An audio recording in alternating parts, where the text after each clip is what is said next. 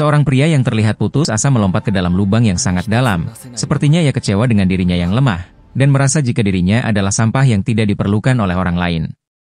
Dan adegan pun kembali ke beberapa waktu yang lalu, di mana ia dan kedua orang partinya sedang melawan monster tikus di sebuah dungeon. Seorang pria terlihat seperti seorang satria karena bertarung dengan pedangnya, dan si wanita adalah seorang penyihir terlihat dari rapalan sihir dan topi bulatnya. Mereka berhasil mengalahkan monster tikus dan bangga akan pencapaian mereka berdua. Si kesatria memanggil temannya yaitu si pemungut sampah alias sang MC. Ia bernama Ain, namun terlihat jika sang MC adalah orang yang lemah, karena ia bahkan terjatuh oleh barang bawaannya sendiri.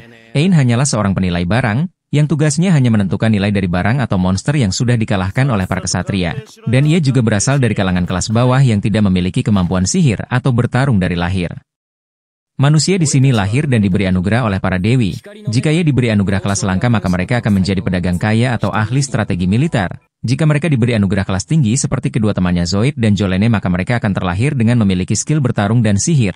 Dan yang terakhir adalah kelas rendah. Di mana mereka yang terlahir di kelas ini mereka hanya memiliki kemampuan bertani dan penilai, tanpa memiliki skill bertarung atau sihir. Dunia yang sangat diskriminatif, kita hanya bisa menerima takdir yang diberikan sang dewi, tanpa ada kemungkinan untuk hidup lebih baik walau sudah berusaha keras. Itulah kejamnya kasta dalam kehidupan sosial. Ain mulai melakukan pekerjaannya, ia mulai memindai dan menilai barang yang ada di depannya. Jika barang tersebut cukup berharga maka ia akan mengambilnya dan menjualnya. Dan ternyata gigi depan dari monster tikus cukup bernilai untuk dijual di pasar, ia pun mulai mengambil gigi dari tikus tersebut, namun karena Ain lemah, ia pun kesulitan untuk mencabut gigi tikus. Ketika ia meminta bantuan temannya untuk membantunya, para temannya menolak bahkan menghina Ain karena ia sangat lemah, dan juga tak ingin tangan mereka kotor karena harus berlumuran darah dari monster tikus. Mereka melanjutkan perjalanan mereka dan mendapatkan bangkai Hellhound. Zoid segera menyuruh Ain untuk menilai dan mengambil barang yang bisa mereka jual. Awalnya Ain menolak karena cukup aneh jika ada bangkai Hellhound tapi masih utuh. Karena jika Hellhound ini dikalahkan oleh party lain harusnya Hellhound sudah diambil materialnya. Namun Zoid dan Jolene tidak peduli. Mereka merasa jika mereka hanya beruntung mendapatkan Hellhound secara gratis. Mereka bahkan terus mencari bangkai Hellhound lainnya walau mereka sudah memasuki jalur satu arah yang berbahaya. Mereka tetap tidak peduli dan menyuruh Ain berhenti mengeluh. Akan tetapi ketika mereka masuk semakin dalam, mereka menemukan bangkai Hellhound yang semakin banyak.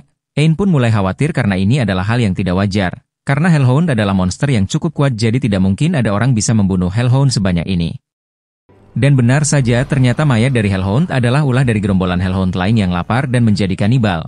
Zoid dan Jolene terlihat ketakutan karena sadar mereka tidak akan mampu melawan sekelompok Hellhound. Melawan tikus saja mereka harus kesulitan apalagi sekelompok Hellhound yang lapar. Zoid dan Jolene mempunyai trik yang sangat kejam yaitu menjadikan Ain sebagai tumbal. Jolene membuat Ain lumpuh dengan sihirnya dan Zoid memanggil para Hellhound untuk menyerang Ain agar mereka berdua bisa kabur dari sana. Ain yang tak berdaya harus melawan para Hellhound dengan kemampuan seadanya. Ain mencoba kabur namun ia menemukan jalan yang buntu dan hanya ada jurang yang tak tahu di mana dasarnya. Dengan penuh keputusasaan dan juga penyesalan Ain loncat ke dalam jurang dan berharap semua ini segera selesai.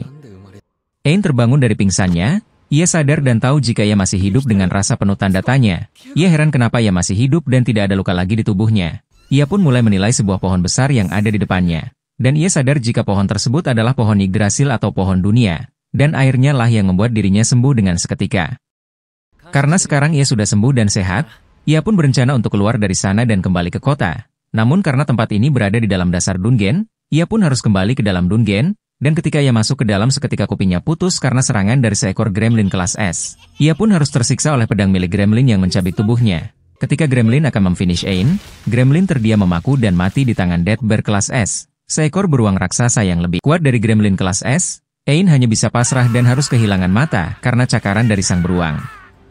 Akan tetapi ketika Death Bear akan memakan Ain seseorang menolongnya dan membawa Ain kembali ke pohon dunia, Ain pun tersadar dan ia menyadari jika matanya juga sudah pulih walau kita bisa melihat jika mata kirinya kini berbeda warna. Lalu seseorang dengan bentuk yang indah duduk di depan Ain dengan secangkir teh di tangannya dan tersenyum manis. Dan episode 1 pun selesai.